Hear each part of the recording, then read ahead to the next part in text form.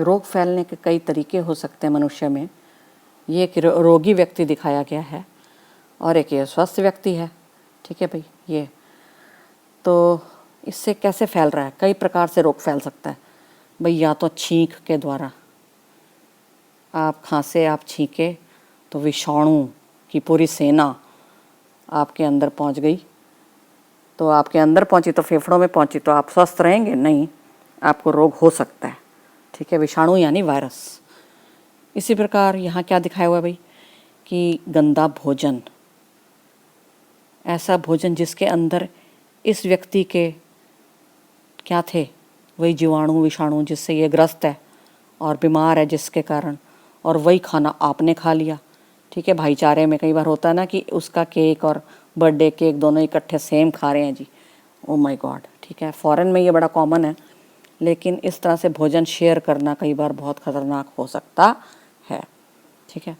और इसी तरह कीड़ों के काटने से भी, जैसे कि मच्छर, इसको रोगी वाले को काट के गया, मादा मच्छर, फीमेल एनोफ्लीज, मादा एनोफ्लीज मच्छर, ठीक है। और ये मच्छर दिखा देते हैं जी इसके, ठीक है, पंख पुंख। तो इसने जब, कीड़े ने स्वस्थ व्यक्ति को काटा तो उसके अंदर वो वाला प्रोटोजोआ वगैरह डाल दिया, जो रोग फैलाने वाला सूक्ष्म जीव था, वो इससे लेके उसमें डाल दिया, ठीक है भाई। तो उसको रोग हो गया। इसी प्रकार से हाथ मिलाने से हो सकता है, हाँ। संपर्क के द्वारा फैल सकता है, हाँ, ठीक है।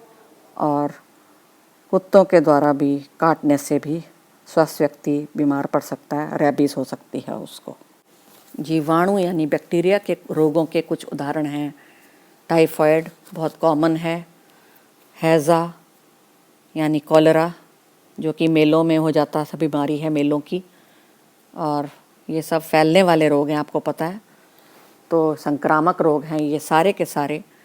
और क्षय रोग यानी कि टीबी जिसको बोलते हैं, टीबी बहुत ख़तरनाक, लेकिन अब जाके फिर भी कंट्रोल में आ चुका है। एंथ्रेक्स की बीमारी, और ये पशुओं में भी होता है, मनुष्य में भी हो जाता है। टेटनस का रोग जिसमें जबड़ा एकदम भिंच जाता है और मनुष्य मर सकता है। तो ये सब उदाहरण हैं जीवाणु के रोगों के। कुछ वायरस यानी विषाणु के रोगों के उदाहरण हैं यहाँ पे। खांसी, ज़ुकाम, फ्लू यानी इन्फ्लुएंज़ा, और डेंगू का बुखार, एड्स, कोविड-19 लेटेस्ट, और पोलियो जिसको हटा दिया गया है कहते हैं दुनिया से। हेपेटाइटिस क्या भाई, जिसमें यकृत प्रॉब्लम में आ जाता है, लीवर की बीमारी हो जाती है, ठीक है। एक प्रकार का जिसको बोलते हैं पीलिया, वो हो जाता है हेपेटाइटिस। रैबिस बोलते हैं, रैबिस यानी कि कुत्ते के काटने के द्वारा या बंदर आदि से जो रोग फैलते हैं, काटने से मनुष्य को हो जाते हैं। तो एबोला बुखार अफ्रीका वगैरह में पाया गया था, आपको पता है, उच्च ताप हो जाता है इसमें। तो वायरस विषाणु के रोग हैं कुछ उदाहरण।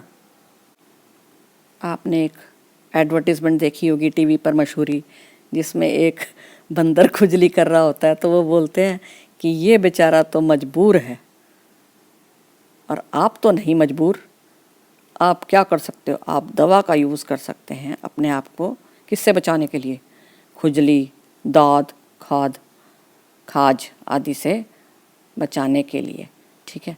तो ये सब क्या है, त्वचा रोग हैं जो मनुष्य को हो जाते हैं और फफूंदी से फैलते हैं। फंजाई यानी कवक यानी फफूंदी, तीनों एक ही नाम है भाई, एक ही मतलब है, ठीक है। तो इनसे फैलने वाले रोग हैं, त्वचा के रोग होते हैं ज़्यादातर। ये चमड़ी के रोग होते हैं ये, और इनके लिए दवाएं हैं। दवाएं लगाओ, ठीक हो जाओ, ठीक अपना खाना पीना रखो, ठीक है। तो दाद में क्या हो जाता है कि चकत्ते हो सकते हैं, आपको पता है, इस तरह के लक्षण हो जाते हैं। तो चमड़ी पर कई प्रकार के चकत्ते, लाल वगैरह, और गोल रिंग जैसे निशान हो सकते हैं। जो बढ़ते जाता है वो रिंग। तो इस प्रकार का लक्षण देखा गया है। अब पढ़ते हैं प्रोटोजोआ के रोगों के कुछ उदाहरणों पे पहुंचते हैं। और उसका उदाहरण है मलेरिया की बीमारी, जो कि बहुत कॉमन है वर्ल्ड में, इंडिया में बहुत फैला हुआ है। किससे होता है भाई? एक प्रोटोजोआ से होता है। आप कहोगे कि नहीं नहीं, मादा मच्छर काटती है तभी तो होता है। अरे वो तो है, फीमेल एनोफ्लीज काटती है मादा, लेकिन उसकी लार में कौन बैठा हुआ होता है? उसके मुंह की लार में एक अमीबा जैसा प्राणी बैठा हुआ होता है, एक यानी प्रोटोजोआ, जिसको बोलते हैं प्लाज्मोडियम। तो हर मादा में मिलता है? अरे नहीं नहीं, किसी किसी मादा मच्छर में ये होगा। और वो अगर आपको काटेगी तो आपका खून तो चूसेगी, लेकिन साथ में क्या करेगी? अपनी थूक फेंक देगी। थूक के साथ कौन आ जाएगा? आपके रक्त के अंदर प्लाज्मोडियम आपके रक्त में आ जाएगा, और उससे मलेरिया होने का अंदेशा है। उसके बाद है कालाजार।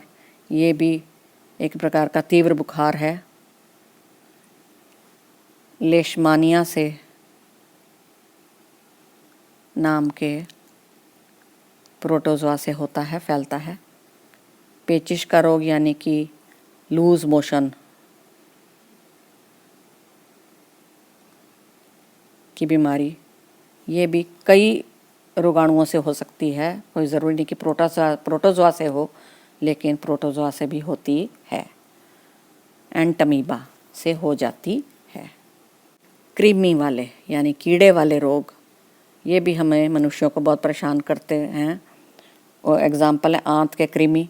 आपको पता है कि कहते हैं पेट के कीड़े हो गए जी, इस बच्चे को पेट के कीड़े, तो ये लंबा नहीं हो रहा, बड़ा नहीं हो रहा। हाँ, ऐसा होता है। और उसका खाना कौन खा जाता है? सारे कृमि खा जाते हैं भाई। ठीक है, तो छोटी आंत के कीड़े हो सकते हैं।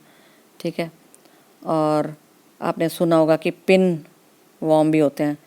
पिन जैसे कृमि, छोटे छोटे कृमि, जो कि पॉटी में भी छोटे बच्चों के देखे जा सकते हैं। सफ़ेद सफ़ेद बहुत छोटे हिलने डुलने वाले पिन कृमि, ये सब बहुत तंग करते हैं और बच्चे को विकास नहीं होने देता है उसका। और उसके अलावा फील पाँव, ये भी एक रोग है जिसमें हाथी जैसा पैर हो जाता है मनुष्य का। ठीक है, ये उसका पैर है। ठीक है, मनुष्य का जो हाथी जैसा हो गया, ये नॉर्मल पैर है उसका, मनुष्य का। ठीक है जी, लेकिन ये पैर कैसा हो गया? ये हाथी जैसा हो चुका है, मोटा हो चुका है। ठीक है, लसिका ग्रंथि इसकी ब्लॉक हो चुकी है। लसिका नाम का कुछ होता है यहाँ पे, जैसे वो होता है ना हमारा रक्त, उसी टाइप का कुछ दौरा करने वाला द्रव्य होता है हमारी बॉडी में। उसमें जब भी गड़बड़ आ जाती है तो फील पाँव। लेकिन होता किससे है? कृमि से, कीड़े से होता है, कीड़े से फैलता है। तो वुच रेरिया नाम का कीड़ा, उसके द्वारा फैल सकता है ये।